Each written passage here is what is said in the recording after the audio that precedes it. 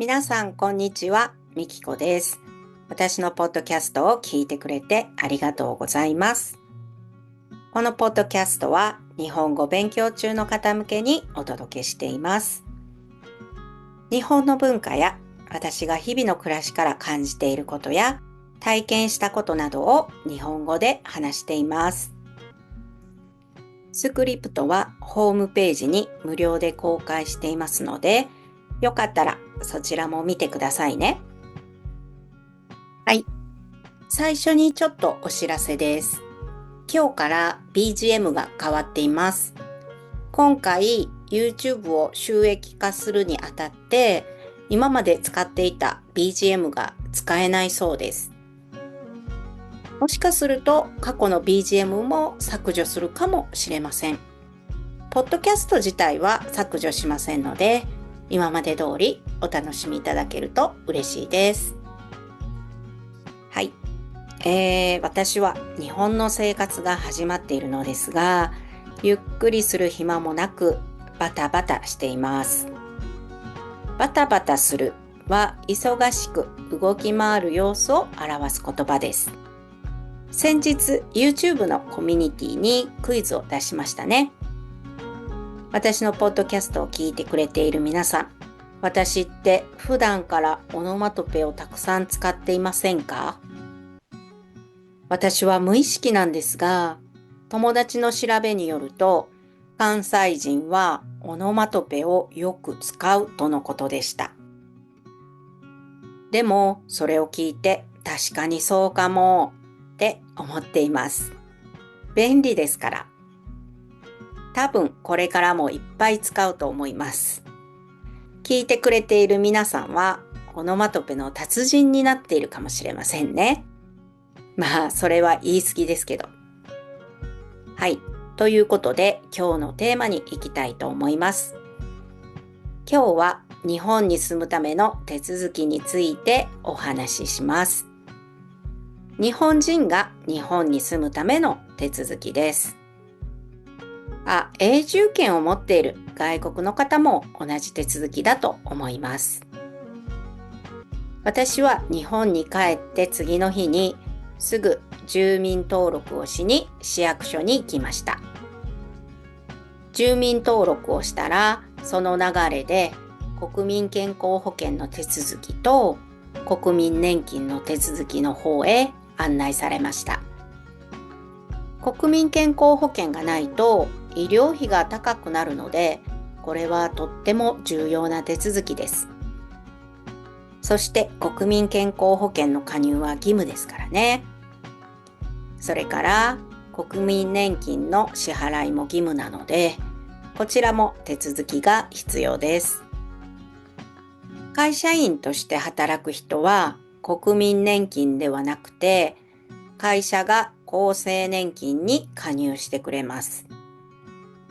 国民健康保険と国民年金は支払いの義務はあるんですが、無職の場合は減額してもらうことが可能です。これは前年度の所得を見て決められるので、残念ながら前年度しっかり稼いでいる人は減額ができない可能性があります。はい。こんな感じで、まずは住民登録をして、国民健康保険と国民年金の手続きをしました。それから子供がいる人は子育て手当の手続きと学校の手続きの方へ案内されます。日本は今、高校生まで子育て手当がもらえるようになりました。子育て手当はありがたいです。それに子供は医療費も1回500円でとっても安いです。特に赤ちゃんの頃はしょっちゅう病気をするので、これは助かります。市役所での手続きは以上です。混んでいなければだいたい1時間ぐらいで全ての手続きが終わります。今回学校の手続きでびっくりしたことが一つありました。それは外国人の子供のために通訳サポートがつくことです。ってびっくりしました。もちろん毎日ではないんですが、めっちゃ手厚いサポートだなぁと思いました。学校の授業とは別で日本語の勉強もしてくれるそうです。頻度などはわかりませんが、これも本当にありがたいです。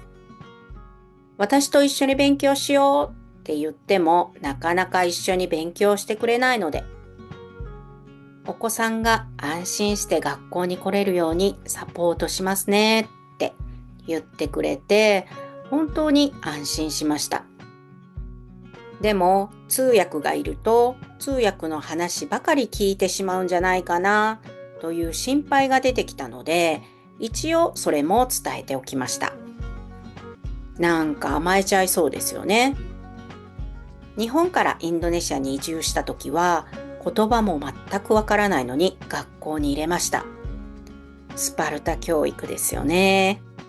最初は本当に辛そうでしたけど、1年ぐらい経つともう自然に話せるようになっていました。もちろん本人たちの中では不自由はいつも感じていたかもしれませんが、その経験があるので、今回日本で通訳なしでもやっていけると思っています。でも学校はグループ学習なので、他の学生たちに迷惑がかかるかもしれないので、完全に先生に任せようと思っています。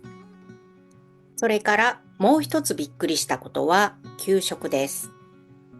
食べられない食材やアレルギーの食材があったら特別メニューにしてくれるそうです。アレルギーはもちろんわかるんですが、最近は外国人が増えてきたということで、宗教の対策もしてくれるみたいです。私の時代はそんなのなかったな。好き嫌いせず、何でも残さず全部食べなさいという時代でした。私は子供の頃、好き嫌いがあったので、掃除の時間になってもまだ食べていたことを思い出しました。はい。まあこんな感じで学校のサポートの手厚さには驚かされました。ゴールデンウィーク明けから学校に行くんですが、ゴールデンウィークの間に学校に必要なものを買いに行こうと思っています。日本の学校は持ち物全部に名前を書かないといけないので、それが結構大変です。あと、体操服にはゼッケンをつけないといけないんです。ゼッケンとは体操服の真ん中につける大きい名札みたいなものです。最近はアイロンで貼り付けられる便利なものも販売されているみたいです。やることがいっぱいあるので、少しずつ準備していきたいと思います。はい、今日はここまでです。今日は日本に住むための手続きについてお話ししました。最後まで聞いてくれてありがとうございました。ほなまたね。